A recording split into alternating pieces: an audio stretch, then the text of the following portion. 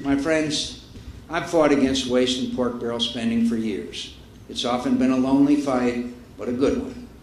I haven't won many of those votes, but I'm not tired of fighting. I'm tired of losing. We must hold the agency of the federal government accountable for the money they spend. We need to make every aspect of government purchases and performance transparent. Information on every step of contracts and grants will be posted on the internet in plain and simple English. We're not going to hide anything behind accounting tricks and bureaucratic double talk that a linguist with a PhD in accounting couldn't decipher. Every federal agency is going to have goals set at the beginning of the fiscal year, and they'll have to issue public progress reports at the end of the year on how well or how poorly they met them. We'll find some good performers, and I'll be proud to recognize them. But we're not going to spend any more money on programs just because they've been around for a long time. If they're not giving Americans good value for their tax dollars, they're going to have to change, or we need to put them out of business.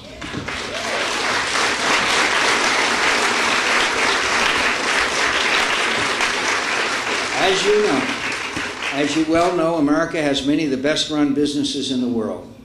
Yet we fail to take full advantage of their know-how and entrepreneurial spirit when catastrophe strikes. For example, UPS, FedEx, and Walmart can tell in real time where a package is anywhere in the world. But FEMA, despite its multi-billion-dollar budget, couldn't track many of its assets during its Katrina response, needlessly delaying help to our citizens. Walmart responded more quickly to the victims of Katrina than did the federal government. We need to ensure FEMA adapts similar technology and processes that are employed by America's best-run companies. Controlling spending, making programs transparent and effective, and cutting excessive regulation is just a start. We also have to get smart on taxes. Thank you, my good friend Art Laffer, for a lifetime of successful effort, but the battle is not yet won. I pledge to fight the Democrats' desire to roll back our progress and raise taxes on income and investment. That's not enough. Our tax code remains so complicated, it extracts $140 billion in extra tax preparation costs every year. $1,000 for every American family. It's offensive that 6 out of every 10 taxpayers have to pay someone else just to figure out how to pay the government. I want America's smartest people creating jobs, not wasting their time, energy, and capital navigating our incomprehensible tax laws. Now, having one system like this is bad enough, but right now we have 2 of them. We certainly don't need 2 separate tax systems. The alternative minimum tax is expected to hit up to 30 million people by 2010. I am committed to repealing this tax before millions of American families are forced to devote even more of their hard work to paying for the spending largesse in Washington. We can have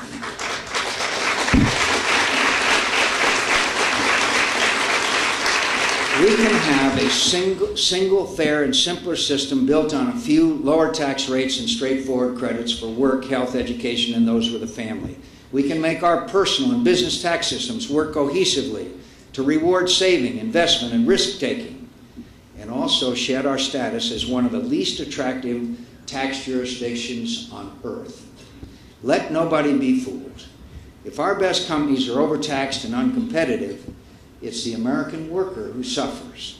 Now is not the time for Democrats to be threatening to raise taxes. The economy is weak, and the cost of capital has risen already.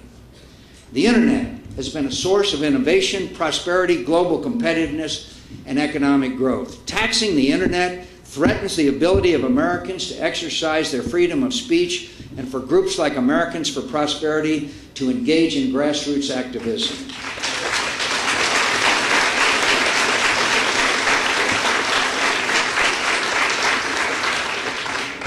I have consistently opposed taxes that limit the access of Americans to the internet and call on Democrats to make the moratorium permanent before it expires on November 1.